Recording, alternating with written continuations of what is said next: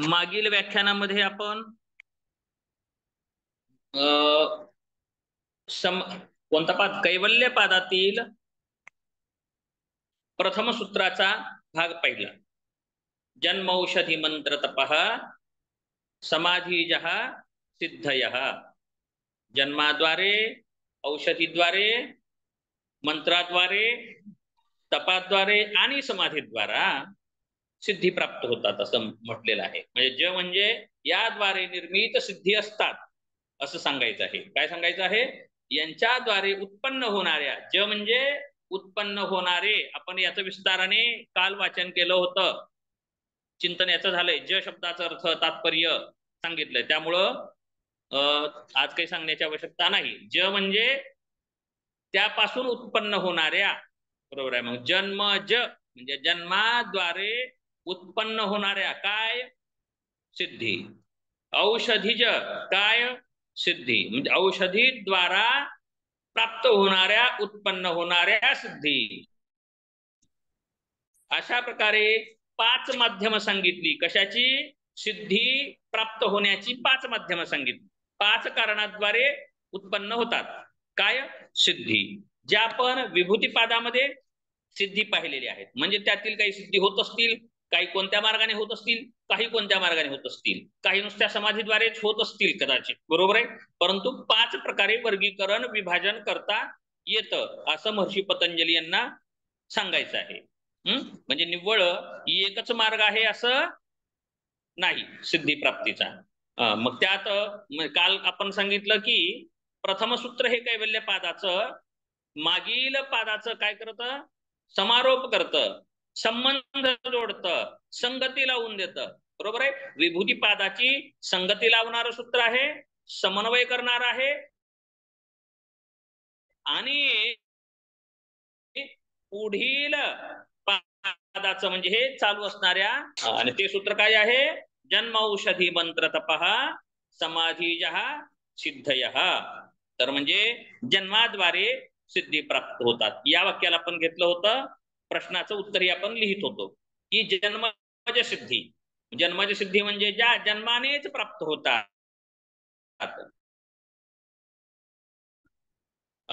इतर काही साधना करून न प्राप्ल्या, जन्म झाल्यानंतर काही करावं लागतं तर काही नाही, न करता होणाऱ्या, म्हणजे न करता होणाऱ्या सिद्धी, काही साधना न करता प्राप्त होणाऱ्या सिद्धी. याचा अर्थ काहीच केलेलं नाही असा अर्थ होत नाही. तर पूर्वजन्मामध्ये केलेल्या साधनेच्या बळावरती परिणाम स्वरूप, पूर्वीजन्मी केलेल्या साधनेच्या बळावरती पूर्वजन्मामध्ये केलेल्या साधनेच्या फलस्वरूप या जन्मामध्ये काहीही न करता सहज प्राप्त झालेली सिद्धी ही जन्मज सिद्धी म्हणली जाते. मग त्याच्या जन्मज सिद्धी काय असते? काही म्हणतात सहजच आहे बाबा. आवाज आपण पाहू, आवाज किती सुंदर आहे हो तुमचा. काय म्हणतात? देवाने दिलेला आहे बाबा. म्हणजे त्याच्यासाठी त्यांनी काही केलेलं आहे का? आवाजासाठी. काय तुमचा रंग सुंदर आहे हो. ते कशाने प्राप्त झालेलं आहे? जन्माने प्राप्त झालाय, त्याच्यासाठी काही केलेलं नव्हतं, बरोबर आहे. तुमचे केस खूप सुंदर आहेत म्हणतात, कशाने प्राप्त झालेले आहेत? अनुभवशिकतेने, जन्मानेच प्राप्त झालेलं आहे. मग ह्या काही सिद्धीमध्ये येत नाही, परंतु हे जन्माने जसं प्राप्त झालंय त्यासाठी काही करावं लागलं नाही.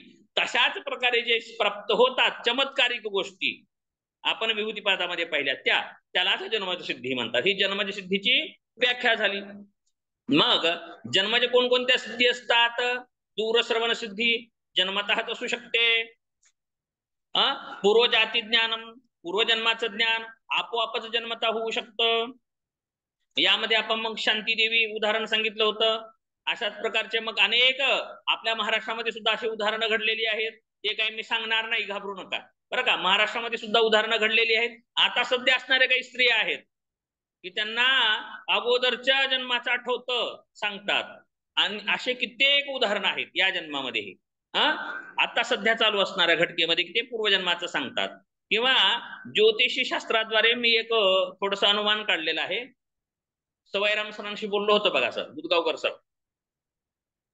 ज्योतिष शास्त्रामध्ये दशम जो भाव असतो, 10व्या भावामध्ये ज्यांच्या शनी ग्रह असतो, कुंडलीमध्ये 12 रखाने जे असतात डब्बे, तर त्यात 10व्या भावामध्ये जर ज्यांचा शनिग्रह असेल, वदा भट सांगतात बरं का याबद्दल विश्लेषण ज्योतिषशास्त्राच्या अभ्यासात, ते सांगतात की 10व्या भावामध्ये ज्यांच्या शनी आहे अशा व्यक्तीच्या जीवनावरती पूर्वजन्माचा खूप प्रभाव असतो. पूर्वजन्माचा खूप प्रभाव असतो. मी अशा कुंडल्या जमा केल्यात, जसं आपण थेसिस निर्माण करतो योगशास्त्रामध्ये, आजार असणारे समान असणारे व्यक्ती गोळा करायचे आणि त्याच्यावरती आपण परिणाम काय होतो पाहतो. ज्योतिषशास्त्र सुद्धा काय आहे, संशोधनाचं शास्त्र आहे, परंतु ते टप्प्यामध्ये साठलेल्या पाण्याप्रमाणे ज्योतिषांनी त्याला डांबून ठेवलेलं आहे. शांती पूजा याच्या बाहेर ते कधीच गेलेले नाहीत. त्यामुळे लोक म्हणतात थोतंड पाखंड, मग ते काही लोकांचा दोष नाही, हे ज्योतिषांचा दोष आहे की ते अभ्यास करत नाहीत. भागायला लागलं, काय गरज आहे, जास्त अभ्यास करायची काय गरज आहे, असं झालेलं आहे. काय सांगत होतो मग, दशम भावामध्ये ज्यांच्या शनी आहे, मी पाहिलेलं बरं का, आणि मी उदाहरणं जमा पण केले वास्तवात असणारे, तर ते व्यक्ती पूर्वजन्माचा काहीतरी उद्देशाने जन्माला आलेले असतात. पूर्वजन्मामध्ये काहीतरी वासना, कामना, इच्छा, प्रेरणा, आध्यात्मिक जिज्ञासा, धन, भौतिक काही पण असू द्या, काही कमतरतेमुळे हे मिळवण्यासाठी जन्म केलेले आहेत. परंतु या जन्मामध्ये सुद्धा न प्राप्त करताच खाली हात आएगा खाली हात जाएगा असं असतं, असं वदा भट सांगतात बरं का ज्योतिषशास्त्राच्या अभ्यासात. मी कुठं वाचलं, कुठे म्हणलं ते मी सांगत असतो, कुठे बरं का, मी सांगत नाही की मी शोध लावला असं. कारण वाढवी महत्व वडिलांचे असं तुकोबाराय म्हणतात. अगोदरचं जे जिथून प्राप्त झालंय त्याचं नाव घेतलं पाहिजे. त्यातून काय होतं माहितीये, तर त्यातून आपण ऋणमुक्त होतो. परंतु म्हणतात नाही आमच्या बापाचं आई वडिलाचं काहीच नाही बघा, घर मीच बांधलेलं आहे, आमच्या वडिलाकडे काहीच नव्हतं आधी बाबा, असं आम्ही केलेलं आहे, एवढी जमीन घेतली, असं काही जण सांगतात. ते पाप आहे. मग त्यामुळे नाही सांगितलं पाहिजे. आपण जिथून जे प्राप्त झालेलं आहे त्या सोर्स विषयी माहिती सांगितलं पाहिजे, म्हणजे ऋणमुक्त होतो. तर त्यानुसार सांगतो, योगातही मी तसंच सांगतो बरं का, पुण्या पुस्तकामध्ये काय आहे हे मी सांगतच जातो. तशा प्रकारे मग असे जन्मताच काही व्यक्ती असतात विलक्षण, त्यांना आपोआपच प्राप्त झालेलं असतं. मग असे व्यक्ती, मग ते पूर्वजन्माचं ज्ञान असतं, लांबचं दिसण्याचं असतं, दूरश्रवणाचं ज्ञान असतं, किंवा योग विद्या सुद्धा, विविध मुद्रा, आसन, प्राणायाम, यौगिक प्रक्रिया सुद्धा काही जणांना जन्मताच येतात, कुठे शिकायला गेलेले नसतात, हे सुद्धा सिद्धीच आहे. बरोबर आहे. अध्यात्मशास्त्र, वेद शास्त्र, पुराण अगोदर जन्मता माहित असणारे आहेत. उपजताची ज्ञानी हे वर्म जाणोनी ज्ञानोबरायांबद्दल सांगितलं जातं. परत शुकाचार्यांबद्दल सांगितलं जातं. शुकदेव माहिती आहेत का, 12 वर्ष आईच्या उदरामध्ये राहिले होते. का राहिले होते, तर त्यांना वैराग्य अगोदरच प्राप्त होतं जन्मतः. दुःख बघून त्यांना वैराग्य आलं नव्हतं, तर पूर्वजन्माच्याच ज्ञान त्यांना अगोदर होतं. ते बाहेर नको म्हणत होते यायचे का, म्हणजे दुःख आहे जन्मामध्ये. मग जन्मताच आईच्या उदराच्या बाहेर कधी आले, 12 वर्षांनी आले म्हणतात. पण जेव्हा आले ते लगेच वनामध्ये पळाले, म्हणजे काय, ज्ञान अगोदरच होतं. आपल्या मुलांना असं होतं का, नाही जन्मज सिद्धी. परत महर्षी कपिल भगवान सांख्य दर्शनामध्ये आपण पाहिलेलं आहे. 37 सांख्य दर्शनामध्ये जे आचार्य आहेत कपिल, ते सुद्धा गुरु आहेत आणि आई शिष्य आहे बरं का. गुरु शिष्य होण्यामध्ये वयाचं अंतर येत नाही, नातेसंबंधाचा अंतर येत नाही. जन्मतःच त्यांना पूर्वजन्म सुकृताने कपिल भगवान ज्ञानी जन्मले होते, आणि ते सांख्य शास्त्राचा उपदेश, सांख्य योगाचा उपदेश आपल्या आईला करतात. म्हणजे पहा, आईपेक्षा जास्त ज्ञान आहे. मग आपले काय म्हणतात, माझ्यापेक्षा शहाणा आहेस का, तुझ्यापेक्षा जास्त पावसाळे खाल्लेत म्हणतात काही जण. मग आता इथे सांगा बरं, आता कोण खाल्लेत पावसाळे, असं होईल का नाही. परंतु जन्मताच सिद्धी प्राप्त होती. आणखी परत कोण होते असे, ज्ञानेश्वर महाराज होते. असेच आणखी कोण होते, उदाहरण कोणी सांगेल का, 1-2. प्रज्ञाचक्षु गुलाबराव महाराजाबद्दल सांगितलं, मधुराद्वैत सिद्धी असणारे गुलाबराव महाराज हे जन्मतः आंधळे होते, नंतर आंधळे झालेले नव्हते. परंतु त्यांनी आता जे ज्ञानेश्वर महाराजाचं जे चित्र आहे, तर ते गुलाबराव महाराजांनी काढलेलं चित्र आहे. ते म्हणतात असे ज्ञानेश्वर महाराज होते बरं का. म्हणजे सांगा आता सिद्धी आहे का नाही, जन्माची सिद्धी. परत त्यांनी विशिष्ट अद्वैत जसा सिद्धांत आहे, तसं त्यांनी मधुराद्वैत सिद्धांत निर्माण केलेला आहे. म्हणजे सांगा उपजताचं ज्ञान आहेत का नाही. डोळे नाहीत, परंतु त्यांना प्रज्ञा किती मोठी, त्यांना प्रज्ञाचक्षु म्हणतात. त्यांना सुद्धा सिद्धी आहे. असे अनेक विलक्षण महात्मे झालेली आहेत. महात्मेच नव्हे तर संसारिक व्यक्ती सुद्धा आहेत की त्यांना मोजक्याच काही सिद्धी प्राप्त होतात. त्यामध्ये मग आपण पाहिलं जन्मताच काही जणांना काय दिसतं, जमिनीतलं पाणी दिसायला लागतं, काही जणांना जमिनीतलं धन दिसायला लागतं, काही जणांना जमिनीमध्ये असणारं धन सोनं भूत प्रेत दिसायला लागतात, काही जणांना पुढे काय घडणार आहे त्या घटनेचा आभास व्हायला लागतो, काही जणांना व्यक्ती समोर आलं जन्मताच की त्या व्यक्तीबद्दल सांगायला लागतात की असं असं होणार आहे आणि ते घडायला लागतं. आपल्याला 1 2 4 वेळा वाटतं काय सहज बोलणं घडलं योगायोग झाला असेल, परंतु असं आपल्याला कळतं की नाही या व्यक्तीला दिसायला लागतं. म्हणजे काय याला म्हणायचं जन्मज सिद्धी. असे उदाहरणं खूप दिलेत, त्यामुळे 1 पेजेस आपल्याला जन्मज सिद्धीवरती लिहिता येईल. आता आपण दुसऱ्या प्रकारची सिद्धी घेऊया. दुसऱ्या प्रकारची कोणती असेल?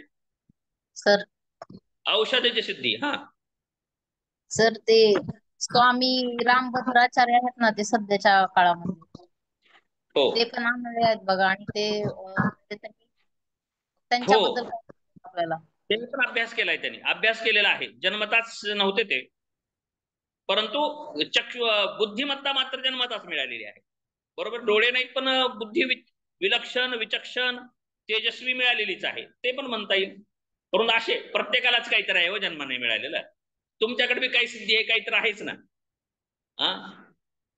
जन्मतः जे मिळाले ते जन्मज सिद्धी.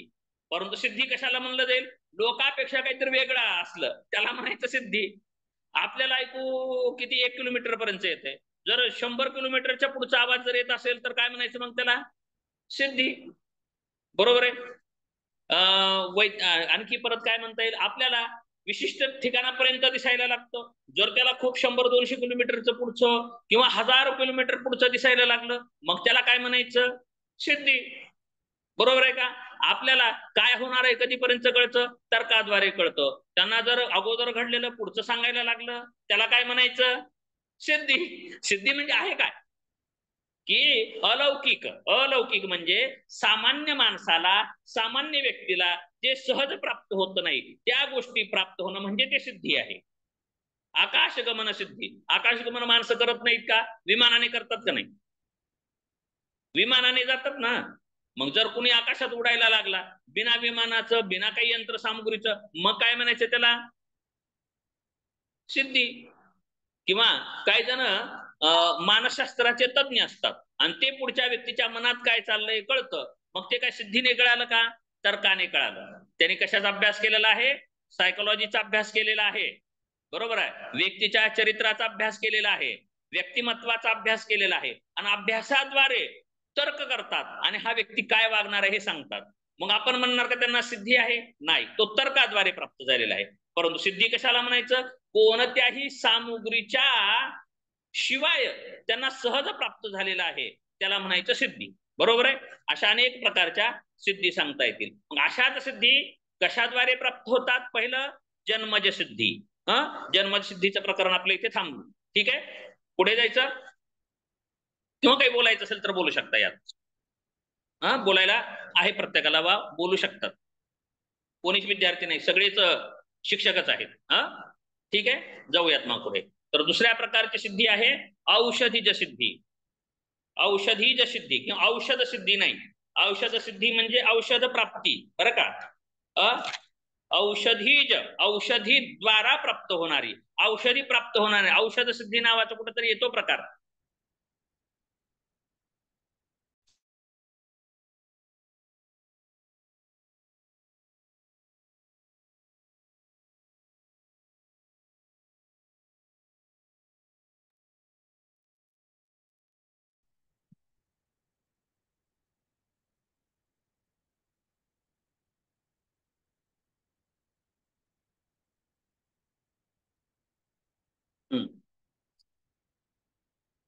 आवाज येतोय ना व्यवस्थित? आता परत मोबाईल चेंज केला.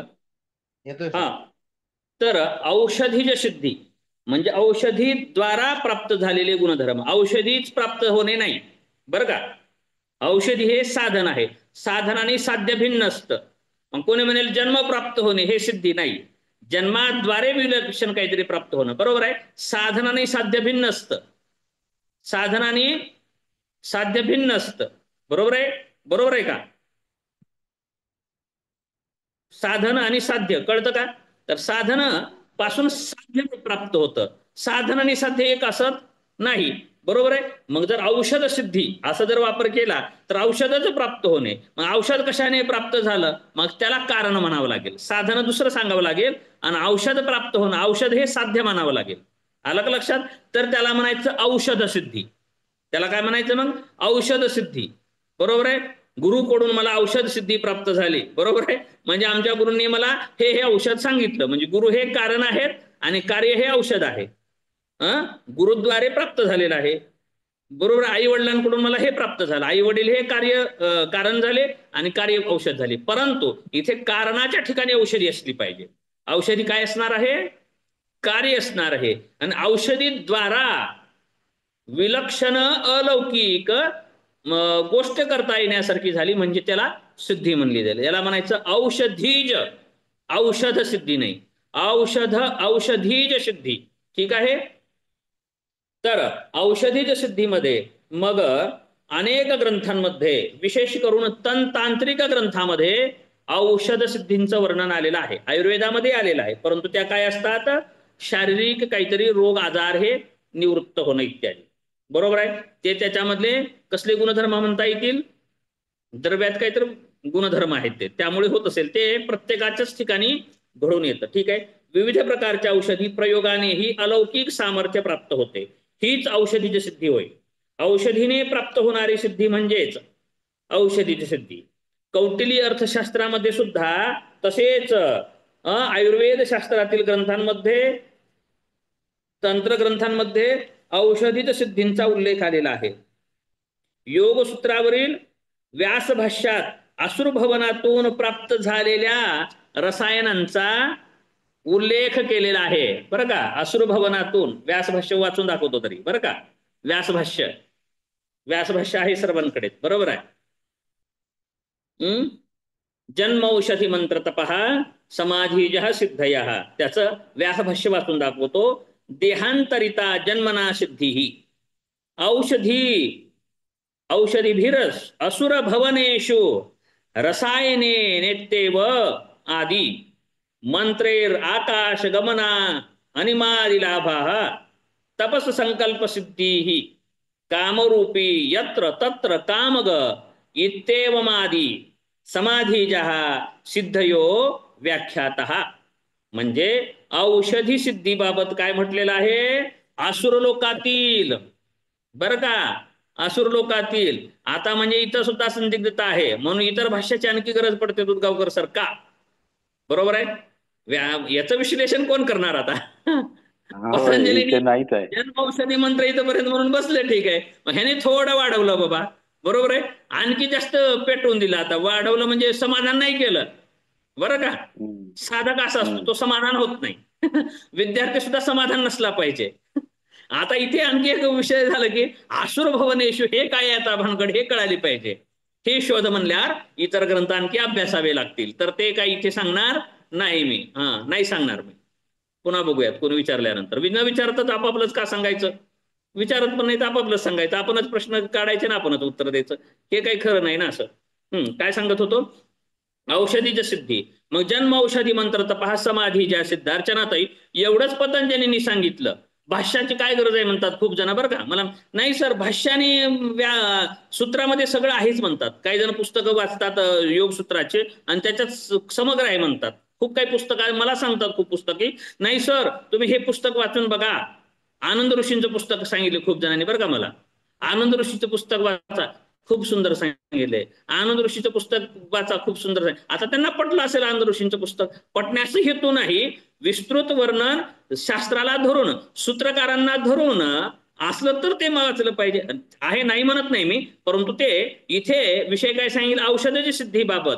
इथे आसुर शब्द वापरलेला आहे. बरोबर आहे. आसुरांनी, आसुर भवनामध्ये आसुर लोकांनी उपयोग केलेलं. म्हणजे यातून आपल्याला कळतं की आसुर लोकांना औषध सिद्धी प्राप्त, औषधीची सिद्धी प्राप्त झालेली आहे. ते काही तप करतात का? नाही. पूर्वजन्मी योग साधना करतात का? पूर्वजन्मी योग साधना करतात का? नाही. आहार विहारावर बंधन आहे का? नाही. सत्य, अहिंसा, अस्तेय, ब्रह्मचर्य, अपरिग्रह पालन करतात का? नाही. मग कसं काय त्यांना प्राप्त होतं बाबा? मग ते असुर लोकांना मग औषधीचं महत्व प्राप्त झालेलं आहे.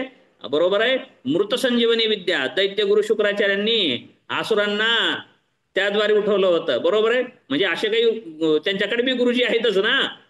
मग त्यांनी औषधी सिद्धीद्वारे असं सांगितलं. चला विषय पुढे जाऊयात. व्यासांनी काय सांगितलं? असुर लोकांमध्ये अशा विशिष्ट रसायनांचा उल्लेख आढळतो. असे ग्रंथ आहेत. मग कौटिल्य अर्थशास्त्रातील काही प्रयोग तरी सांगतोच, राहत नाही म्हणून. मी काढलेत बरं का याबाबत. व्यास भाष्याच्या पुस्तकात नाही ते आपल्या तुमच्याकडे, परंतु कौटिल्य अर्थशास्त्रामध्ये सौदत्ती सरांना नाद आहे पुस्तकं घेण्याचा, लगेच घेतील बघतील. बरोबर आहे. म्हणून मी काय काम आहे माझं? उगं लावून देऊन सोडायचं, भांडण लावायचं, आपोआप भांडत बसते. रावण संहितेत रावणाने दिलेली आहे काय काय औषध? हा, रावण संहितेत पण आहे औषध. काय सांगितलं? रावण संहितेत पण औषध आहे. हो हो. तर पहा, शिरीष, औदुंबर आणि शमी यांचे चूर्ण तुपाबरोबर मिसळून घेतल्यास 15 दिवस भूक लागत नाही, असं कौटिल्य अर्थशास्त्रात म्हणलेलं आहे. परत कुक्कुट, कोशातकी व शतावरी यांच्या मुळ्यांनी युक्त आहार घेणारा मनुष्य 1 महिन्यात गोरा होतो, असं पण तिथं आलेलं आहे. मी काही प्रयोग केले नाहीत, प्रयोग करून बघा होतो का 150 जणांवरती बघा मग पुन्हा. परत वडाच्या काड्याने स्नान करून सहचराचा भर अंगास चोपड असता मनुष्य काळा होतो म्हणे. काळा पण करायचं आहे ते, काय करायचं ते. परत परिभद्रक, प्रतिबला, वज्रकदली यांच्या मुळ्यांचा कल्क करून, बरं का, यांच्या मुळ्यांचा कल्क आणि बेडकाची चरबी यांच्यासह उकळून सिद्ध केलेले तेल पायाला चोपडले असता मनुष्य निखाऱ्यावरून चालवू शकतो. अशी सिद्धी विभूतीपादात कोणती आली आहे का सांगा? निखाऱ्यावरून म्हणजे अग्नी त्याला पोळत नाही. कोणत्या? ज्वलनम आहे बघा, उदान जयाद ज्वलनम आहे का? 39वा सर. म्हणजे तिथं सांगितले ना बघा, समन्वय झाला ना सूत्राचा अर्थ. म्हणजे ती सिद्धी औषधीद्वारे सुद्धा प्राप्त होते. बरोबर आहे का? समाधीद्वारा प्राप्त होते ते औषधी, यासाठी सांगितलं मी. बरोबर आहे. परत पुन्हा नंतर आणखी काही काही सांगितलेलं आहे. चिचुंदरी, खंजरीट आणि खारकीट यांचे पीठ करून ते घोड्याच्या मूत्रात मिसळले असता साखळदंड तोडून टाकता येतो म्हणे त्याने. असं अनेक अनेक अनेक गोष्टी सांगितल्या. शत्रूवर विजय प्राप्त करण्यासाठी तर सांगितलेलं आहे. परत वात्स्यायन घेऊयात आता. महर्षी वात्स्यायनांनी सुद्धा औपनिषदिक अधिकरण जे आहे, 7 अधिकरण आहेत. 7 अधिकरण आहेत ना वात्स्यायनांच्या कामसूत्राचे. तर त्यात एका अधिकरणामध्ये त्यांनी वाजीकरणाच्या औषधी सांगितलेले आहेत. अशा अनेक अनेक सांगितलेले आहेत सिद्धी. वशीकरणाचे सुद्धा सांगितलेले आहेत बरं का. काही ग्रंथामध्ये तर स्त्री वशीकरण, पुरुष वशीकरण सांगितलंय. मग ते काही मंत्राद्वारे नाही, औषधीद्वारा. बरोबर आहे. औषधीद्वारा सुद्धा, औषधीच्या प्रयोगाद्वारा वशीकरण. मग हे वशीकरण आपण समन्वयानेही करू शकतो. परंतु असं काहीच घटना न करता निव्वळ औषधीच्या प्रयोगाने होणं म्हणल्यावर काय आहे ते? सिद्धी आहे. आणि कशाद्वारे प्राप्त झाले? औषधीद्वारा. म्हणजे त्याला म्हणायचं औषधीज सिद्धी. म्हणजे अशा प्रकारे अनेक अनेक गोष्टी आहेत. परत किंवा काही औषधी ठिकाणी असल्यानंतर, बरोबर आहे, भूत प्रेत इत्यादिकांचा सुद्धा त्रास होत नाही असं सांगितलं जातं. काही औषधी सोबत बाळगल्याने विजय प्राप्त होतो. काही वस्तू जवळ बाळगल्याने किंवा ज्यांना प्राप्त झालेले आहेत औषधी, त्यांना धनप्राप्ती सुद्धा, धनाची सिद्धी प्राप्त होते इत्यादी. अशा अनेक अनेक अनेक गोष्टी आहेत बरं का. फक्त विचारू नका. अशा अनेक गोष्टी आहेत की त्याद्वारे सुद्धा सिद्धी प्राप्त होतात. त्याला काय म्हणायचं? औषधीज सिद्धी. आलं लक्षात? ठीक आहे. जन्मजः सिद्धी, जन्मजः नाही, जन्मज सिद्धी. दुसरी औषधीज सिद्धी. म्हणजे हे कोणत्या सिद्धी? ज्या विभूतीपादामध्ये वर्णन केलेल्या सिद्धी आहेत त्याच जर आपोआपच प्राप्त झाल्या तर त्याला म्हणायचं जन्मज सिद्धी. जर औषधी प्रयोगाद्वारे प्राप्त झाल्या तर त्याला म्हणायचं औषधीज सिद्धी. म्हणजे औषधीद्वारे काय करता येणं? अग्नीमध्ये जरी आपण फिरलो तरी पायाला अग्नीचा प्रभाव न होणे, न जळणे पाय म्हणल्यावर काय झालं? सिद्धी आहे. दुसऱ्या लोकांना जळू शकतं, आपल्याला भाजत नाही, म्हणजे ते सिद्धी झाली. परत आणखी काय म्हणता येईल? बुद्धी प्राप्तीसाठी सुद्धा औषधी सांगितलेल्या आहेत बरं का. मग त्या काही काही आता पुढे नंतर सांगावं लागेल की नुसत्या एकाद्वारे नाही, पुढे सांगू. 5 ही झाल्यानंतर आपण मिक्स सिद्धी सांगूयात पुन्हा. नंतर आपण मिक्स सिद्धी गेल्या वेळेस सांगितल्या होत्या मी तुमच्या वर्गात बरं का.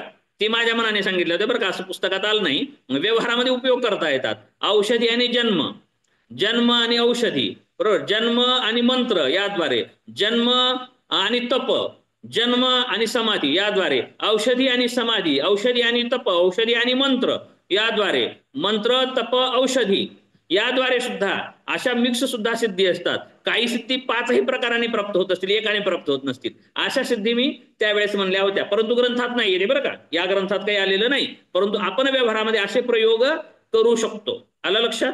ठीक आहे. तर काय सांगत होतो, हे झाल्या जन्मच्या सिद्धी आणि मंत्रची सिद्धी, औषधीच्या सिद्धी. तर औषधी सिद्धीबाबत जर आपल्याला 1 पेजेस लिहिता आलं पाहिजे असं अपेक्षित असेल तर त्यामध्ये मग आपण काय लिहू शकतो? अगोदर औषधी सिद्धीची व्याख्या, त्यानंतर काय लिहायचं? औषध सिद्धी म्हणजे काय, जे की विभूतिपादात वर्णन केलेली आहे, परंतु संकल्पना स्पष्ट करायची, 2-4 ओळी भरतात. त्यानंतर पुन्हा उदाहरणं द्यायची, ज्वलन, परत भूक न लागणे, अशी सिद्धी आलेली आहे का कुठं? विभूतिपादामध्ये. क्षुत पिपासा निवृत्ती ही आहे का सिद्धी? कोणता आहे सांगा?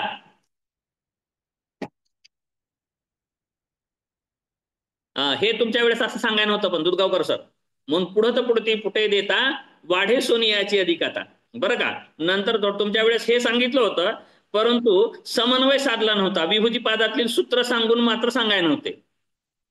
मात्र तुम्हाला असं सांगता येईल, आता उत्तर लिहिलं आहे व्यवस्थित येईल. सांगाल कोणी पटकन? किती वेळ लागला मग? पाठ होईल म्हणून सांगतोय मी तुम्हाला इथेच. बंगसर पुस्तक घेऊन बसा, सांगा. क्षुत पिपासा निवृत्ती सांगितलं होतं की अर्ध सांगितलं की तरी? कंठकूपे क्षुत पिपासा निवृत्ती. हा, म्हणजे कंठकूपाच्या ठिकाणी काय करण्याने तिथे सांगितलंय काय?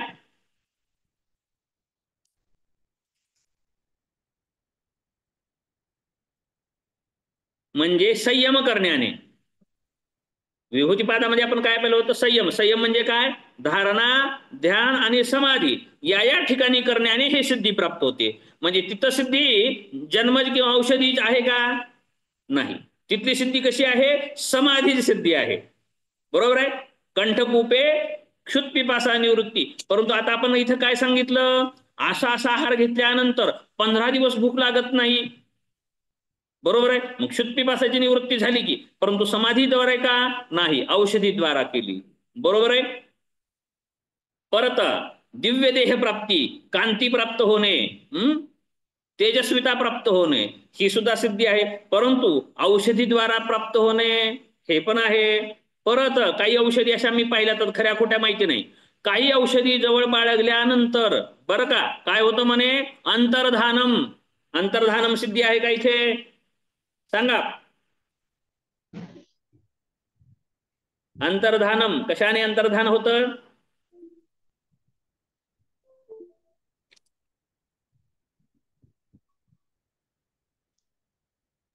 काय सर? 32वा. मूर्त ज्योतिषी सिद्ध दर्शनम. नाही, अंतर्धानम कुठं तर आहे हो, तर मला जर चुकलं.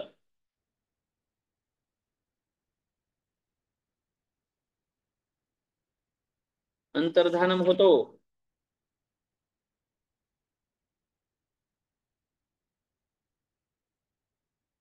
करावं लागेल, जाऊ द्या, कुठं तर आहे पण जाऊ द्या, विसरला असेल. अंतर्धान नावाची सिद्धी. अंतर्धान होता येतं. मग अंतर्धान औषधी जरी सोबत ठेवल्यानंतर सुद्धा दुसऱ्यांना तो व्यक्ती दिसत नाही, बरोबर आहे. हा, मग अशी सुद्धा सिद्धी प्राप्त होऊ शकते. अंतर्धान होणे, बरोबर आहे. प्रज्ञा वाढवणे, तहान भुकेवर विजय मिळवणे, वाजीकरण. परत आणखी चवन ऋषीची एक गोष्ट सांगितली जाते च्यवनप्राश का बरं नाव पडलंय माहितीये का? अष्टक वर्ग नावाची वनस्पती आहे बहुतेक म्हणतात बरं का. अशा कितीतरी वनस्पतीचा संयोग केला च्यवन ऋषींनी आणि वृद्धापकाळी ते औषधी सेवन केलं आणि औषध सेवन केल्यानंतर त्या च्यवन नावाच्या ऋषीला काय झालं? तारुण्य आलं आणि त्यांना वृद्धपणी संतती मुलं झाली. बरोबर आहे ना? मग आताच्या च्यवनप्राश नाव का पडलं त्याचं? ते च्यवन ऋषींनी खाल्लेलं प्राश, त्याचं नाव च्यवनप्राश झालं. आलं लक्षात? मग हे वृद्धापकाळी तारुण्य निर्माण करणं सिद्धीच आहे. मग ती सुद्धा औषधीद्वारा प्राप्त करता येऊ शकते. बरोबर आहे? आणखी परत काय म्हणता येईल की आयुष्य वाढवता येतं. मर्यादेपेक्षा जास्त कालावधी जगणं, ते जगण्यासाठी समाधीचा उपयोग केला जातो. आयुष्य वाढवता येईल. परंतु औषधीद्वारा सुद्धा जर आयुष्य वाढवता आलं तर ते सुद्धा एक सिद्धी प्रकारात येईल. अशा प्रकारे आपण औषधीच्या सिद्धीचं वर्णन करू शकतो, लिहू शकतो. ठीक आहे. आता पुढील सिद्धीकडे जाऊयात आपण. आता तिसऱ्या क्रमांकाची सिद्धी आहे मंत्रज सिद्धी. मंत्रज सिद्धी अंतर्धान पाहुणे काय? तिसऱ्या पादामध्ये 21व सूत्र आहे ना? अंतर्धान आहे का अंतर्धान? मला पण नाही सापडलं, मीच घाबरलो होतो. 21व 3:21 आहे बघा बर. काय रूप संयमात तद्ग्राह्य शक्तिस्तंभे चक्षुष प्रकाशा संप्रयोगे अंतर्धानम. बघा, मला वाटलं मी चुकलो वाटलं बरं का, घाबरलो होतो मी.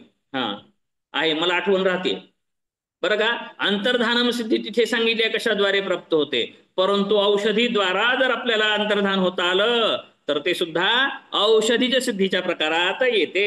अशा प्रकारे मी 5 तरी सूत्र सांगितलेत. बरोबर आहे? जे समाधीद्वारा प्राप्त होतात त्या सिद्धी औषधीद्वारा प्राप्त होतात. ज्वलनम, अंतर्धानम, परत काय हो, आयुष्य वृद्धी, क्षुत्पिपासा निवृत्ती, बरोबर आहे, चेहऱ्याचा रंग उजळ करणे इत्यादी इत्यादी अशा अनेक गोष्टी, वाजीकरण, यौवन, वशीकरण, ह्या ज्या गोष्टी आहेत त्या योगाद्वारे समाधीद्वारा प्राप्त होतात, त्या औषधीद्वारा सुद्धा करता येतात. आणि ह्याचा प्रयोग मात्र असुरांनी जास्त केलेला आहे. असुरांनी केलेला आहे. आजही आदिवासी लोक जे जंगलात राहणाऱ्यांना औषधीचे खूप गुणधर्म माहिती आहेत. आणखी एक सांगितलं जातं बरं का, काही औषधी असे असतात म्हणे की जंगलामध्ये माणसाचं भ्रमित करतात बरं का. जंगलामध्ये काही औषधी असतात, ते व्यक्ती जर नवीन आला की त्याला सुगंध काहीतरी सोडला जातो आणि ते नासिका मार्गाने जर आपण काही घेतलं तर ते काय होतं माहितीये, तर त्याला काहीच आठवत नाही, गोल फिरत राहतो, तिथे रस्ता सापडत नाही, भ्रमिष्टपणा होतो त्याला. तसं औषधीमध्ये असे अनेक गुणधर्म आहेत. असाचा प्रयोग आसुर लोक करतात आणि शत्रूवरती प्रयोग करतात. तंत्राद्वारे सुद्धा याचा प्रयोग केला जातो. म्हणून तंत्र मार्गामध्ये, तंत्रशास्त्रामध्ये या औषधीच्या सिद्धींचा खूप प्रयोग सांगितला गेलेला आहे. आपण कधीतरी पाहूत मग ते शिकताना. कुठे आपण वाटलं तर हटप्रदीपिकेमध्ये तंत्र येईल, तिथे आपण पाहू तंत्राबद्दल काय असतं ते. ठीक आहे. तर आता तिसऱ्या प्रकारची सिद्धी आहे मंत्रज सिद्धी. तिसऱ्या प्रकारची सिद्धी आहे मंत्रज सिद्धी. तर मंत्र या शब्दाचा अर्थ होतो जो मनाला तारतो तो मंत्र, किंवा मननात त्रायते इति मंत्र. म्हणजे ज्याच्या मननाने रक्षण होते त्याचंच नाव मंत्र होय. मंत्र होय. मग अशा मंत्रामध्ये मग काही मंत्र वैदिक असतात, काही तांत्रिक असतात आणि शाबर प्रकारामध्येही मंत्र येतात. परत मंत्रामध्ये आणखी विभाजन करता येतं. नाममंत्र, नाममाला मंत्र, श्लोकाच्या स्वरूपातील मंत्र, बीज मंत्र, बीज मंत्र, अशा प्रकारचे वेगवेगळ्या मंत्राचं विषय असतो. तर अशा विविध मंत्राद्वारे, विशिष्ट मंत्राद्वारे विशिष्ट पद्धतीने तो मंत्र सिद्ध केल्यानंतर त्या विशिष्ट पद्धतीने मंत्राच्या प्रयोगाद्वारे प्राप्त होणारी सिद्धी म्हणजेच मंत्राची सिद्धी होय. मग आपण काय म्हणू आता, असं धरूयात. बरोबर आहे? ज्याला मंत्राच्या शक्तीद्वारे जर तो क्षुत्पिपासा निवृत्ती करत असेल, बरोबर आहे, तर ते मंत्राची सिद्धी. ती मंत्राद्वारे जर तो अंतर्धान होत असेल तर ती मंत्राची सिद्धी असेल. परत मंत्राद्वारे त्यांनी जर लोकांना वशीकरण करत असेल, मंत्र म्हणून जर दुसऱ्यावर प्रयोग करत असेल आणि ते जर वशीकरण होत असेल तर त्याला कसली सिद्धी म्हणायची, मंत्राची सिद्धी म्हणायचं. बरोबर आहे. मंत्राद्वारे जर त्याला प्रयोग करून बाहेरचं दूरचं ऐकू येणं, दूरचं श्रवण होणं, किंवा दूरचं दिसणं असं जर प्राप्त होत असेल तर त्याला काय म्हणायचं? मंत्राची सिद्धी. मी काल सांगितलं होतं कर्णपिशाचिनी सिद्ध केली जाते म्हणे, बरं का. परत प्रेत सिद्धी सुद्धा असते. सांगू कशी असते ते? बघा कोणाला जमतं का? तर असं आहे की प्रेतावरती मेलेल्या व्यक्तीवरती 3 दिवस काही 1 दिवस कुठतर वाचलंय बरं का. तर प्रेतावरती बसून काही मंत्र जप करायचा रात्रभर, बरं का. 3 रात्रा जर प्रेतावरती बसून जप केला विशिष्ट मंत्राचा तर ते प्रेत सिद्धी प्राप्त होते म्हणे. परत पुन्हा झाडावरती थांबून 3 रात्रा 2 रात्रा काहीतरी आहे, झाडावरतीच मंत्र जप करायचा असतो. कोणत्या तर विशिष्ट झाडावरती उभं राहायचं असतं आणि तिथेच जप करायचा असतो. त्याला मग कर्णपिशाचिनी प्रसन्न होते. पिशाचिनी म्हणजे ती कसली पिशाचिनी? कर्णपिशाचिनी म्हणजे कानात येऊन सांगणारी पिशाच. आणि ते करते काय झाले, पुढे व्यक्ती येऊन बसला की सांगायला लागते असं झालंय, तसं झालंय, त्याचं त्याच्या बायकोचं भांडण झालेलं आहे, असं असं झालेलं आहे. बाबा महाराजांना कसं माहीत? बरोबर आहे. त्या व्यक्तीला असं असं घडलेलं आहे, तसं झालेलं आहे, 2 मुली आहेत, 3 मुलं आहेत, बरोबर आहे. तो या इथे नोकरी करतो, असं एवढं सगळं कसं काय दिसायला लागतं?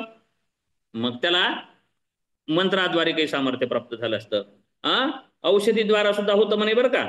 मग ते काय सांगतात आणखी, दिसणं सांगितलं जमिनीतलं, जन्माने सिद्धी प्राप्त पायाळूचं सांगितलं, विसरलं होतं बघा, आणखी बघा विसरलं माझं. अंजन माहितीये का? अंजन तयार करण्याची काही पद्धती आहेत. अंजन माहितीये? तर जन्मतःच काही जणांना भूगर्भातलं दिसतं जमिनीमधलं, परंतु काही जणांना जर अंगठ्यावरती म्हणजे नखावरती अंगठ्याच्या अंजन लावलं जातं म्हणे. दुधगावकर सर, अंजन लावलं जातं. ते विशिष्ट औषधीने अंजन तयार केलं जातं आणि ते अंजन जर लावलं तर त्या व्यक्तीला काहीही दिसतं मग, बरं का. जमिनीतलं दिसतं, लोक काय करायला लागलेत बाहेर तेही दिसायला लागतं. किंवा काही म्हणतात की डोळ्यामध्ये अंजन घातल्यानंतर ते विशिष्ट प्रकारे तयार केलेलं अंजन जर डोळ्यामध्ये घातलं तरी सुद्धा त्या समोर जे व्यक्ती येईल त्या व्यक्तीबद्दल काही सांगता येतं, म्हणजे त्याबद्दल माहिती होतं. मग कसली सिद्धी झाली? ही औषधीची सिद्धी, बरं का. दुसऱ्याच्या चित्तातील ज्ञान होणं, त्याच्या पूर्व गोष्टीचं ज्ञान होणं हे औषध सिद्धीमध्ये सुद्धा शक्य आहे. तसंच हे मंत्राद्वारे सुद्धा सिद्ध करता येतं. मग आता हे मंत्राची सिद्धी कशी प्राप्त होते? तर मंत्र आपण सांगितले, मंत्राचे प्रकार सांगितले, बरोबर आहे.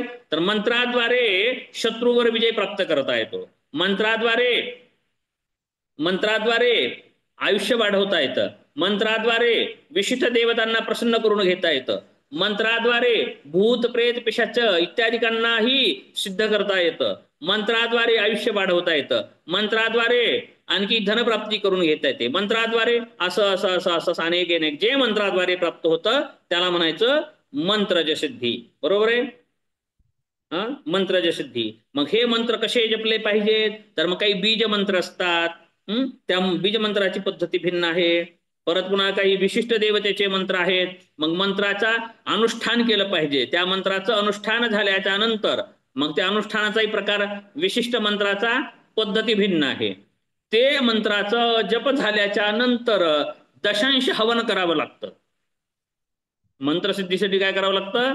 10% दशांश म्हणजे 10% त्याचं हवन करावं लागतं. आपण नवचंडी माहितीये? नवचंडी म्हणजे 9 पाठ दुर्गा सप्तशतीचे आणि 10वं हवन याला म्हणायचं नवचंडी. परत शतचंडी म्हणजे कसं असेल मग? 90 पाठ असतील आणि 10 पाठाचं हवन केलं जाईल, त्याला म्हणायचं शतचंडी. परत सहस्रचंडी कसं असेल मग? 900 पाठ असतील आणि 100 हवन असेल, असं सहस्रचंडी असेल. परत पुन्हा लक्षचंडी कसं असेल? 90,000 पाठ केले पाहिजेत आणि 10,000 हवन, ह्याला म्हणायचं सहस्रचंडी. अशा प्रकारचं म्हणजे काही मंत्राचं दशांश हवन करावं लागतं, नुसता जप करून चालत नाही. तर त्यावेळेस ते मंत्रसिद्धी प्राप्त होते, बरं का. परत असं मंत्राची काही सिद्धी असते. त्यानंतर काय सांगायचं होतं मंत्र जपण्याचं, विसरलं माझं काहीतरी. परत काही मंत्र विशिष्ट तिथीलाच घ्यावे लागतात मंत्र. काही मंत्रसिद्धी एरवी जप करण्याने प्राप्त होत नाही. विशिष्ट काळामध्येच त्याचा जप झाला पाहिजे आणि विशिष्ट संख्येमध्येच झाला पाहिजे, विशिष्ट अवस्थेमध्येच जप झाला पाहिजे, त्यावेळेस त्या मंत्राची सिद्धी प्राप्त होते. अशा सुद्धा अटी असतात. बरोबर आहे. मग काही क्षुद्र सिद्धी प्राप्त करून देणारे मंत्र आहेत, काही मंत्र अष्टमहासिद्धी प्राप्त करून देणारे असतात, काही मंत्र काय असतात, तज्जपस तदर्थ भावनम, त्याद्वारे चित्त प्रसादन प्राप्त होतं. परत कैवल्य प्राप्तीमध्ये ईश्वर मदत करू शकतो, ही सांगितले ना ईश्वर प्रकरणामध्ये. तशा प्रकारे मग कैवल्य प्राप्त करून सुद्धा मंत्राद्वारे घेता येतं. कशाचं, तज्जपस तदर्थ भावनम, प्रणवाचा जप करण्याने समाधीच्या मार्गाला मदत होते, ईश्वर मदत करायला लागतो, असं सांगितलं गेलेलं आहे. काही मंत्र मग विपरीत फल सुद्धा देणारे असतात. मग ते विपरीत फल होऊ नये यासाठी मग काही शास्त्रामध्ये मंत्र देण्याची पद्धती सांगितलेली आहे. विशिष्ट साधकाला विशिष्ट मंत्र दिला जातो, गुरुकडून दिला जातो, त्याची पद्धती दिली जाते. धनी मंत्र, ऋणी मंत्र म्हटले जातात. बरं का. काही मंत्र काही प्रभावित होत नाहीत. का होत नाहीत, मंत्र सिद्धच होत नाही. बरं का. तर मग त्यासाठी काय होतं, मग गुरुजींनी मंत्र देत असताना दिला पाहिजे, त्याची कुंडली पाहिली पाहिजे, त्याचा अभ्यास केला पाहिजे शिष्याचा, आणि मगच मंत्र दिला पाहिजे. कारण धनी मंत्र जो असतो तो सिद्ध होत नाही, कारण तो मंत्र धनी आहे, म्हणजे त्या व्यक्तीपेक्षा श्रेष्ठ आहे मंत्र, त्याच्या कब्जात येत नाही, त्याला सिद्ध होत नाही. मग ऋणी मंत्र घेतल्यानंतर मात्र तो मंत्र त्या साधकाचा ऋणी असतो, म्हणून तो मंत्र सिद्ध होतो. मग धनी मंत्र, ऋणी मंत्र. आणखी एक अकडम नावाचं एक चक्र आहे बरं का, ते पाहून मंत्र दीक्षा दिली जाते. आणखी परत एक आहे असं अकडम चक्र किंवा विशिष्ट देवतेचा मंत्र त्या साधकाला योग्य आहे का बघितला जातो, आणि त्यावेळेस जप दिला जातो, तर तो सिद्ध होतो. म्हणजे मंत्रसिद्धीसाठी हे कारण आहेत. आणखी सुचलं, आणखी एक असं आहे, मंत्र दिल्यानंतर पण सिद्ध होत नसेल मंत्र दिल्यानंतर काही केलं तर सिद्ध होत नसेल, परंतु त्याला सिद्धच करायचंय, तर त्यासाठी सुद्धा शास्त्रामध्ये 10 प्रकार सांगितले. काय सांगितलंय आपण खेचरी मुद्रेसाठी कसं पाहिलं, चालन, दोहन, पीडन सांगितलंय ना. नाही, मुद्रा आलंच नाही आणखी आपल्याला. आता हटप्रदीपिकेमध्ये पाहायचं आपल्याला ते, बरं का. तिथे मी सांगेन, आता अगोदर सांगितले, आणखी काही ऍड करणार आहे यावेळेस, ते सांगणार आहे बरं का. तर मंत्राचं चालन केलं जातं, मंत्राचं पीडन केलं जातं, मंत्राला उकळलं जातं, गरम केलं जातं, थंड केलं जातं, दाबलं जातं. मग दाबणं म्हणजे हाताने दाबता येईल का, तर त्याच्या काही पद्धती सांगितलेल्या आहेत. म्हणजे मंत्राच्या मागे पुढे काही बीज मंत्र लावले जातात, आणि त्याला मग दोहन म्हणायचं, पीडन म्हणायचं, घर्षण करणे, मंत्राचं घर्षण करण्याने सुद्धा मंत्र सिद्ध होतो लवकर लवकर. बरोबर आहे. असो, ठीक आहे. जसं वाघाला सर्पाला आटोक्यात आणतात, बरोबर आहे, चाबकाने मारतात, बरोबर आहे, मारलं की मग तो नाचायला लागतो घोडा. तशा प्रकारे मंत्राला सुद्धा अशा काही पद्धती सांगितल्यात शास्त्रामध्ये. तर अशा पद्धतीचा प्रयोग करण्याने मंत्र सिद्ध होतो, आणि मंत्र सिद्ध झाल्याच्या नंतर त्या मंत्रसिद्धी प्राप्त होतात. अशा अनेक गोष्टी मी या मंत्रसिद्धीबाबत सांगितलेल्या आहेत. तर याबाबत वेगवेगळे ग्रंथ आहेत, ते तुम्ही अभ्यास करू शकता जर याबाबत जिज्ञासा असेल, जर सिद्धी प्राप्त करायची असेल तर. ठीक आहे. आता पुढे जाऊयात चौथ्या प्रकाराची सिद्धी, त्याचं नाव आहे तपज सिद्धी. तपज सिद्धी, तपाद्वारे प्राप्त होणारी सिद्धी. मग तप काय म्हटलं जातं, तपाबाबत ही पतंजली सांगतात, काय इंद्रिय सिद्धी अशुद्धी क्षयात तपसहा, तपसिद्धीचं फल सांगितलेलं आहे. ते तपासाठी महर्षी पतंजलींनी तप शब्दाचा प्रयोग 3 वेळा तरी केलेला आहे. 3 वेळा केलेला आहे. 3 वेळा कुठे कुठे केलाय,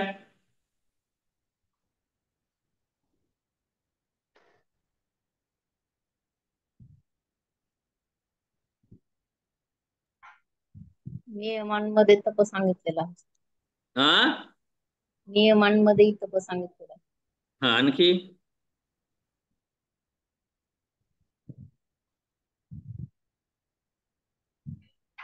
असा अभ्यास होणं गरजेचं आहे. हो, काय करावं, लोक गटतच नाही, आम्हाला साधन काय करावं. पादामध्ये सर सांगितले पहिलंच, क्रियायोगामध्ये साधन सांगितलं पाद, तपासाध्याय ईश्वर प्रणिधान. तपासाध्याय ईश्वर प्रणिधान आणि क्रिया क्रियायोगामध्ये सांगितलेलं आहे नियमामध्ये सांगितलेलं आहे आणि सिद्धीच्या प्रकरणामध्ये सुद्धा तपाची सिद्धी सांगितलेली आहेत. अलग लक्षात? हा, बरोबर आहे का? चुकत असेल तर सांगा. असं बरोबर आहे ना राधाताई? असा अभ्यास करा, वाचन करा. संपला आता तुमचा इथून 4थं सेमिस्टर आहे, आता तरी अभ्यास करा. हा, तर तपाचं महात्म्य पतंजलीने 3 वेळा सांगितलेलं आहे बरं का. तपश्रेष्ठ आहे. तपाद्वारे तपश्चर्येने सिद्धी प्राप्त होतात. मग तपाद्वारे काय होतं? मग हे सांगितल्यासारखं वेगवेगळे चमत्कार जे अगोदर सांगितलं अशा प्रकारच्या सिद्धी तपाद्वारे सुद्धा प्राप्त होऊ शकतात. प्राचीन काळामध्ये बरोबर आहे, भूतजय इंद्रियजय हे करून तप केल्यानंतर देवांनी सुद्धा काही सिद्धी प्राप्त केलेल्या आहेत. तपाद्वारे दैत्यांनी सुद्धा सिद्धी प्राप्त केलेल्या आहेत. बरोबर आहे. विश्वामित्रांनी तर तपाचरणाने काय केलं होतं? प्रतिसृष्टी निर्माण केलेली होती विश्वामित्रांनी. बरोबर आहे. अशा प्रकारे तपश्चर्येतून वाल्मिकी महर्षींनी सुद्धा तप केलेलं होतं. आणि वाल्याचा वाल्मिकी झाला कशाने? काय इंद्रिय सिद्धिक्षयात तपसहा. तपाने काय होतं? तप तापत नाही, आपल्याला तापवतं. भोगान भुक्ता वयमेव भुक्ता तपो न तप्तम वयमेव तप्ता कालो न यातो वयमेव यातः तृष्णा न जीर्णः वयमेव जीर्णः. यामध्ये भर्तृहरी सांगतात बरं का नीतिशतकामध्ये. तपोन तप्तम वयमेव तप्ताः. तर तप काय करतं? तप तापत नाही, साधकाला तापवतं. आणि तापल्यानंतर काय होतं? अवगुण निघून जातात. तापल्याने काय होतं? अवगुण निघून जातात आणि सद्गुणाची वृद्धी होते. बरोबर आहे. मग कायेंद्रिय सिद्धीर बरोबर आहे. तपाच्या नियमामध्ये पतंजली सांगतात तप काय आहे ते. तपाद्वारे असं प्राप्त होतं. म्हणून वाल्या होता तो वाल्मिकी झाला. कशाद्वारे झाला? तपाद्वारे. गौतम बुद्ध जे सिद्धार्थ होते ते बुद्धत्वाला प्राप्त झाले. कशाद्वारे? तपाद्वारे प्राप्त झाले. म्हणून तपाद्वारे सुद्धा सिद्धी प्राप्त होतात ज्या अगोदर सांगितलेल्या आहेत. तपाद्वारे सुद्धा मोक्ष प्राप्त करून घेता येतो. म्हणून तपज सिद्धी सुद्धा अशा प्रकारात येतात. त्यानंतर 5व्या प्रकारची सिद्धी सांगतात समाधीज सिद्धी. समाधीज सिद्धी म्हणजे आपण विभूतिपादामध्ये पाहिलेला आहे. हा 5वा मार्ग होय. धारणा, ध्यान आणि समाधी यांना एकत्रितच काय म्हटलं जातं? संयम. आणि या संयमाद्वारे म्हणजे समाधीद्वाराच सिद्धी प्राप्त कशी केली जाते हे आपण मागील सूत्रामध्ये विभूतिपादामध्ये विस्ताराने एक सूत्रासह पाहिलेलं आहे. अशा प्रकारे 5 प्रकारच्या सिद्धी असतात. त्याला जन्मज सिद्धी, औषधीज सिद्धी, मंत्रज सिद्धी, तपज सिद्धी आणि समाधीज सिद्धी म्हणतात. तर आता याचं आपण थोडस पाहूयात आणि थांबूयात. तसं तर काही वेळेला असं होतं जन्माने ही व्यक्ती असाच पाहिजे विशिष्ट. जन्माने व्यक्ती विशिष्ट पाहिजे. जन्माने विशिष्ट असणाऱ्या व्यक्तीलाच तो मंत्र दिला पाहिजे बरं का. जन्माने विशिष्ट काहीतरी कौशल्य असणारं वेगळेपण असणाऱ्या व्यक्तीलाच विशिष्ट मंत्र जप केल्याच्या नंतर अशी प्रकारची सिद्धी प्राप्त होते. म्हणजे जन्मजाने मंत्रज सिद्धी, जन्म मंत्रज सिद्धी. आणखी प्रकार करता येईल. जन्म मंत्रज सिद्धी, जन्म औषधीज सिद्धी. जन्माने विशिष्ट सामर्थ्य असलं पाहिजे आणि त्याच व्यक्तीला विशिष्ट औषधीचा प्रयोग केल्याच्या नंतर सिद्धी प्राप्त होते. त्याला म्हणायचं जन्म औषधीज सिद्धी. परत पुन्हा जन्म मंत्रज सिद्धी, जन्म तपज सिद्धी. जन्मानेही तो व्यक्ती असा पाहिजे आणि त्याला असं घडलं पाहिजे. जन्माने ब्राह्मण पाहिजे, त्याला परत हा मंत्र अनुष्ठान केलं पाहिजे, परत त्याने तपाचरण केलं पाहिजे, औषधीचाही प्रयोग केला पाहिजे. त्यावेळेस सिद्धी म्हणल्यावर काय झालं? जन्माने पण पाहिजे, कर्माने पण पाहिजे, औषधीने पण पाहिजे, तपाने पण पाहिजे. मग बरोबर आहे. नुसत्या जन्माने पण प्राप्त होत नाही आणि नुसत्या मंत्राद्वारे प्राप्त होत नाही. मग जन्माने काही प्राप्त सहज नाही, नुसता मंत्र जप केला तरी ते प्राप्त होत नाही. म्हणजे जन्म मंत्रज किंवा जन्म मंत्रज औषधीज अशाद्वारे सुद्धा सिद्धी प्राप्त होतात. बरोबर आहे. काही मंत्र स्त्रियांनीच जपावे लागतात, काही मंत्र पुरुषांनीच जपावे लागतात, काही मंत्र स्त्री आणि पुरुषांनी जपावे लागतात. काही मंत्र गृहस्थ्यांनीच जपावे लागतात, काही मंत्र ब्रह्मचार्यांनीच जपावे लागतात, काही मंत्र विशिष्ट वेळेतच जपावे लागतात. म्हणजे किती अटी आहेत, बरोबर आहे. खूप क्लिष्ट आहे. मग आपल्याला लई सोपं सोपं सोपं सोपं पाहिजे असं आहे. परंतु आपल्याला लिहायला काय चाललं, आपल्याला थोडंच करायचंय, लिहायचं सांगतोय मी, अवघडात जाऊ नका, बरोबर आहे. करायचं असल्यावर अवघड जाईल, लिहायला काय अवघड आहे आपल्याला. तर जन्म, औषधी आणि मंत्राद्वारे सिद्धी होतात. परत जन्म, औषधी, मंत्र आणि तपाद्वारे सिद्धी प्राप्त होतात. जन्म, औषधी, मंत्र, तप आणि समाधी हे चारही साधने एकत्र असल्यानंतर सुद्धा सिद्धी प्राप्त होतात. किंवा आता याचं किती प्रकार करता येतील पहा. एकामध्ये 4 विभाजन करून एक प्रकारची सिद्धी एक एक एक 5 करता येतील. परत पुन्हा एक दुसरं घ्या आणि ते आणि हे असे मिळून करता येतील. अशा प्रकारे अनेक प्रकार करता येतात. म्हणजे तुम्हाला उत्तर खूप खूप खूप मोठं लिहिता आलं पाहिजे, 10 पेजेस सुद्धा लिहिता येईल बरं का, अभ्यास जर चिंतन केलं तर थोडं. तर हे आपलं पहिलं सूत्र इथे संपलेलं आहे. आता पहिलं सूत्र मी काही परत घेणार नाही बरं का, घाबरू नका, फास्ट घेईन. आता इथून सुरुवातीला थोडंसं लई दमानं घेतो मी, स्लो घेतो, त्यानंतर एकदा स्पीड वाढल्यानंतर वाढेल. परत मी एवढा वेळ घेणार नाही, त्रास वाटणार नाही, भिवू नका. आता त्यानंतर परत काय सांगणार आहेत पुढील सूत्रामध्ये, जात्यंतर परिणाम हा प्रकृत्यापुरात, म्हणजे जाती अंतर परिणाम. आता काय करायचंय, जातीचा अंतर परिणाम. परिणाम काय सांगितलाय, जाती अंतर. अंतर म्हणजे वेगळेपणा, जातीचं अंतर म्हणजे शरीरामध्ये वेगळे होणे, वेगळ्या जातीमध्ये प्रवेश. म्हणजे घोड्याचं गाढव केलं, गाढवाचा घोडा केला, बरोबर आहे. पुरुषाची स्त्री होणं, स्त्रीचा पुरुष होणं, ह्याला काय म्हणायचं मग, जाती अंतर परिणाम. कडूचं गोड केलं, गोडाचं कडू केलं, बरोबर आहे. साखरेला काय केलं, साखरेला मिरची केली आणि मिरचीला साखर केलं, बरोबर आहे.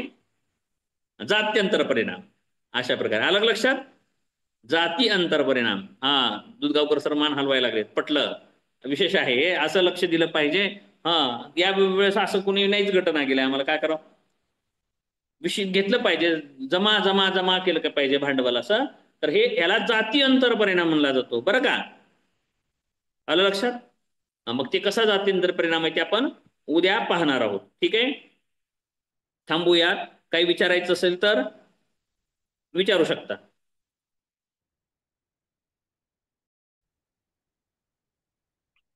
काय विचारला होता तुम्ही प्रश्न, परत विचारा तोच प्रश्न. सिद्धी जर योगामध्ये कैवल्य प्राप्तीतला अडथळा असं म्हटलेलं आहे, तर मग तरी सुद्धा त्याच्यावर एवढा भर का दिलाय योग दर्शन मध्ये. ठीक आहे, तर सुरुवातीलाच 5 वृत्तीविषयी महर्षी पतंजलीने एक सूत्र सांगितलंय, वृत्तयः पंचतयः क्लिष्टा अक्लिष्टा. वृत्ती 5 प्रकारच्या आहेत, त्या क्लिष्ट आहेत अक्लिष्ट आहेत. क्लिष्ट वृत्ती काय आहेत, ते साधनेत अडथळा आहेत. अक्लिष्ट वृत्ती काय आहेत, साधनेस पूरक आहेत, बरोबर आहे. त्या वेगवेगळ्या वृत्ती आहेत का, नाही. त्याच वृत्ती क्लिष्टही ठरू शकतात, अक्लिष्टही ठरू शकतात. तसंच सिद्धीच्या वापरानुसार त्याचा प्रभाव होतो. जर सिद्धीचा प्रयोग जर छावम्याव करण्यासाठी, लोकात प्रसिद्धी मिळवण्यासाठी, बरोबर आहे, हत्तीवर बसून नाणे टाकाय यायचं, बरोबर आहे, लोकात कुठं सभा घ्यायची, बैठक घ्यायची, बागेश्वर बाबावनी, असं जर केलं, त्याच्याद्वारे पैसा कमवायचा, पुन्हा मठ बांधायचे, मठ बांधून पुन्हा मग शिष्य वाढवायचे, असं असं असं असं करत गेलं तर काय होईल, बाधा निर्माण होईल. परंतु त्याच सिद्धीचा उपयोग साधनेस पूरक म्हणून जर केलं तर त्या बाधक ठरणार नाहीयेत. आलं लक्षात. कोणतीच सिद्धी, दूरश्रवण सिद्धी, दूरश्रवण सिद्धी, दूरचं ऐकायला यायला लागलं आणि त्या सिद्धीचा प्रयोग करायला लागला, कुठं कोण कोण बोलायला सांगा, बरोबर आहे, असं असं माझ्याबद्दल कुठं काही षडयंत्र चालू आहे का सांगा. मग राजकीय लोकांना घेऊन बसायचं, मग त्यांनी सांगायचं माझ्याविषयी काय चर्चा चालू आहे सांगा, मग सांगायचं ते, मग राजकारणी लोकांनी ना करोडो रुपये द्यायचं, महाराजांना आश्रम बनवून द्यायचा. मग हे केलं तर तो महाराज कैवल्याकडे जाईल का, नाही, तो रागद्वेषयुक्त झाला, बरोबर आहे का. मग ती सिद्धी अडथळा ठरेल. परंतु दूर काय होत आहे, दूरच्या गोष्टीच्या ज्ञानाद्वारे तो समाधीमध्ये उपयोग करून घेऊ शकतो, बरोबर आहे. परत त्याला अनेक 100 दिवस महिनाभर न जेवता येणं, क्षुत्पिपासा निवृत्ती, ही सिद्धी बाधक पण आहे, साधक पण आहे. क्षुत्पिपासा निवृत्ती सिद्धी आहे. ऐका हो, बाकीचे विद्यार्थी का पळून गेले का, विचारलाय सहज प्रश्न म्हणून सांगतोय, ऐका, कॅमेरा ठेवा चालू. उपयोगाने त्याचा दुरुपयोग कसं करता येईल हे सांगतोय मी. तर जर क्षुत्पिपासा निवृत्ती परत ते सूत्र सांगतोय. तर तहान भूक लागत नाही हे सिद्धी प्राप्त झाली. मग काय करायचं, लोक जमवायचे, अनुष्ठान करायला लागायचं, लोकांकडून मग पैसे जमवायचे. महाराज एवढे एवढे दिवस जेवत नाहीत, मग पैसा गोळा करून जर लोकांनी प्रसिद्धी मिळवली, सिद्धीचा जर बाजार मांडला, तर काय होईल, साधकाचं पतन होईल. परंतु अनेक दिवस भोजनाविना तो राहू शकतो. याद्वारे तो डोंगर दर्या कुठेही राहू शकेल. विपरीत परिस्थितीमध्ये तो साधना करू शकेल का नाही? मग ते साधक आहे का बाधक आहे? साधक आहे सिद्धी. हा, दूरदर्शनाद्वारे सुद्धा तो पुढे काय होणार आहे हे कळू शकेल. बरोबर आहे.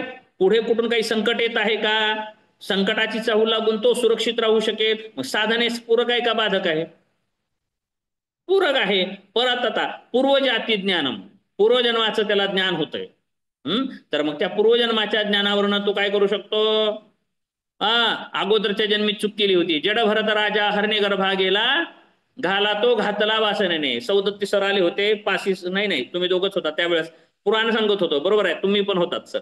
तर जड भरत राजांनी काय केलं, जड भरत राजा बरं का कटाळला संसाराला, अर्चनाताई, आणि काय झालं, वनामध्ये जाऊन बसला, आश्रम टाकला, एकांतामध्ये राहू लागला. राजा होता, राजपद सोडलं आणि आश्रम कुटिया बांधली. मग तो पाण्यामध्ये गेला असताना असं झालं, हरणा गर्भिणी हरणीच्या मागे वाघ लागला होता.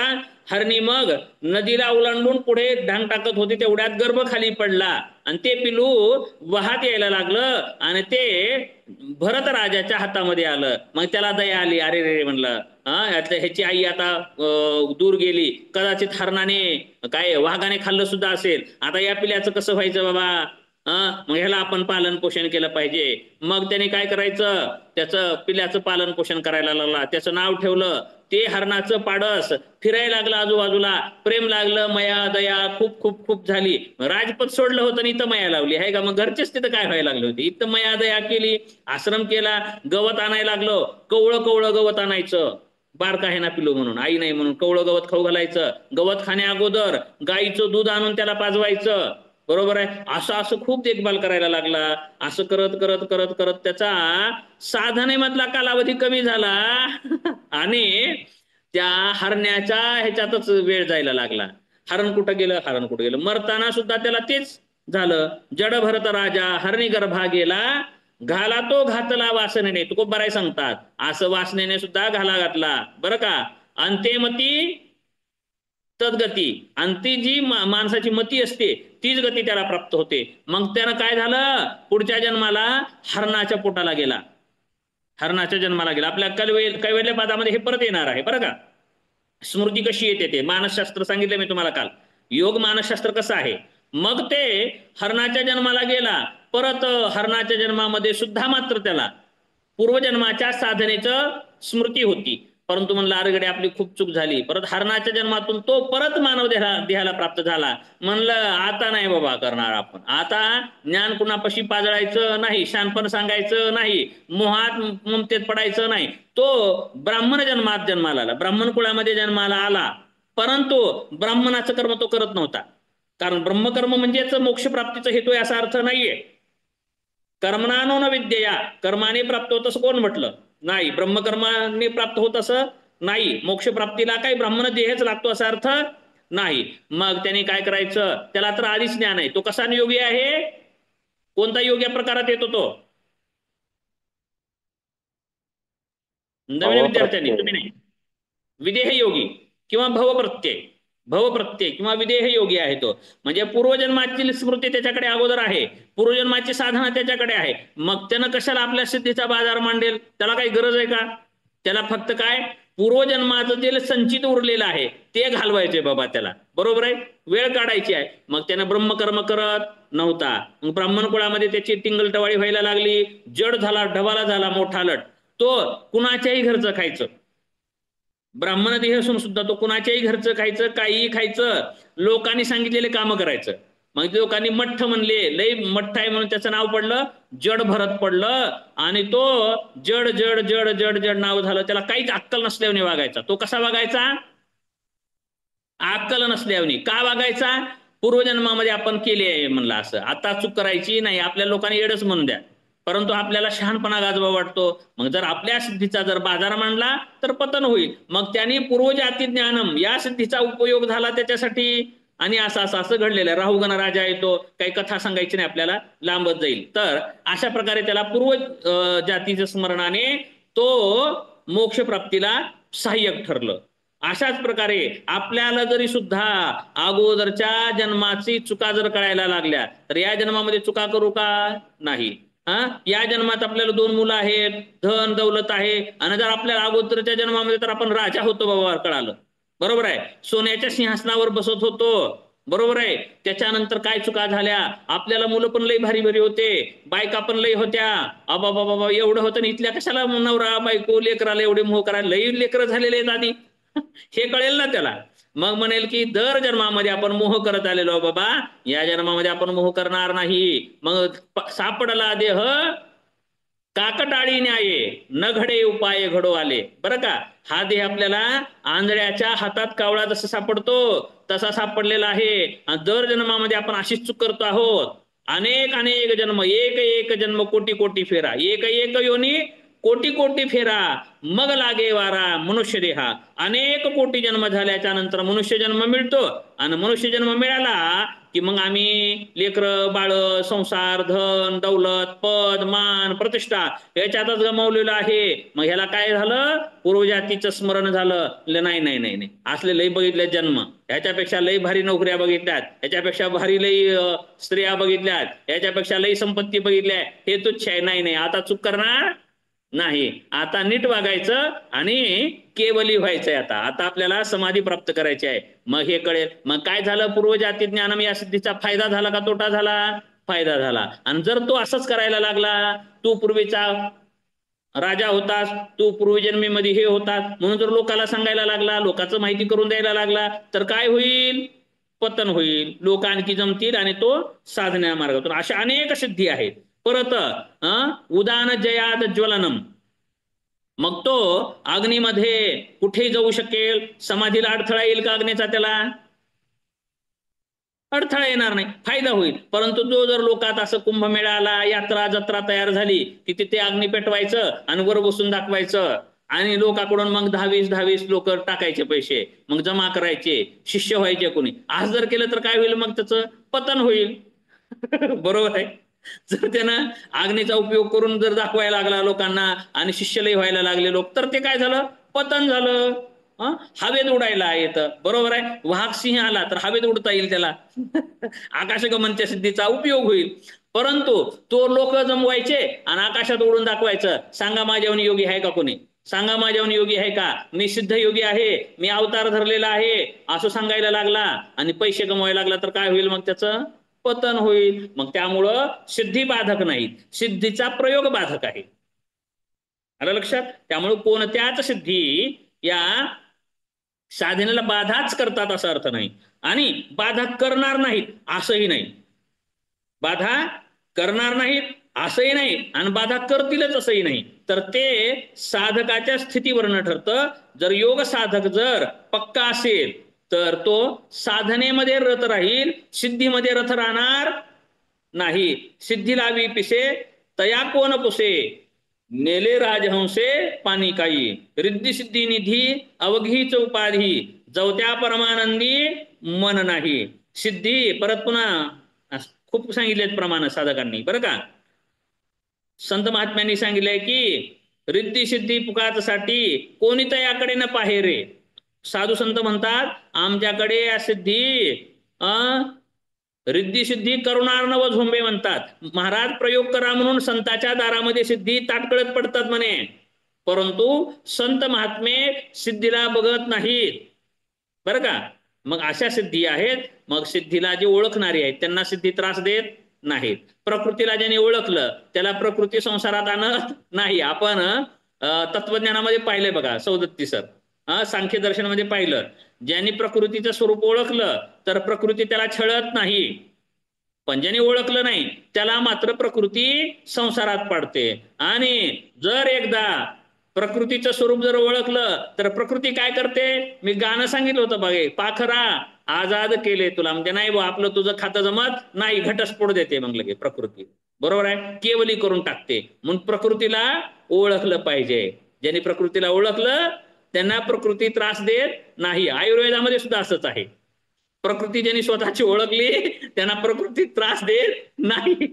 ज्यांनी प्रकृती ओळखली नाही आणि काही खाल्लं वागलं, दिनचर्या ऋतुचर्या चुकीची झाली तर रोग होतात. जर प्रकृती ओळखली काही त्रास होत नाही. असंच आहे इथे सुद्धा बरं का. संसारामध्ये आणि परमार्थामध्ये सारखंच आहे, काही नाही, प्रकृती सारखीच आहे तिथेही. म्हणून प्रकृती ओळखली पाहिजे. तसं सिद्धीचं स्वरूप ओळखलेल्या सिद्धी त्रास देत नाही. आणि ज्यांनी खरं स्वरूप ओळखलंय त्याला सिद्धी अनेक मिळतात. आणि ज्यांना मग असे सिद्धीवरच जे जगतात, जे सिद्धीवरच जगतात, जीवनयापन करतात, त्यांना मोजक्या सिद्धी प्राप्त झालेल्या असतात आणि त्याच एकाच सिद्धीचं प्रयोग करतात आणि वापर करतात. परंतु ते सिद्धी कधीपर्यंत फलद्रूप ठरतात तर त्याच्याकडे जो साठा साधनेचा शिल्लक आहे तोपर्यंत सिद्धी त्याचं फल देण्यास समर्थ असतात. नंतर मात्र लाभ देतात, हकलून देतात. असं आहे, संपले तुझे पैसे आता जा बाहेर अशा प्रकारचं होतं. मग पुन्हा साधकाला काय होतं? साधना करणं त्याच्याने होत नाही आणि लोक पण विचारत नाहीत. पुन्हा ज्या लोकांसाठी त्यानं सिद्धीचा प्रयोग केला, पुन्हा सिद्धीचा उपयोग होत नसेल तर महाराजाकडे काही आता राहिलं नाही पहिल्याच्या सारखं. मग ते राजकीय लोक पण येत नाहीत महाराजाकडे, बरं का.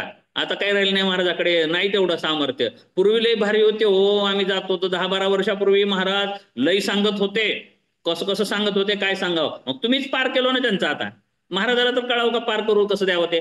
मग आता होत नाही म्हणून गर्दी कमी होते. मग पुन्हा त्याच्याने साधना पण होत नाही आणि लोक पण मिळत नाही. मग प्रपंच ना परमार्थ तुका दोन्हीकडे चोर असं होऊन जातं. मग धड प्रपंचात पण यशस्वी नाही, परमार्थात पण यशस्वी नाही, मग पतन होऊ शकतं. यासाठी पतंजलीने सावधान केलेलं आहे. काय केलेलं आहे?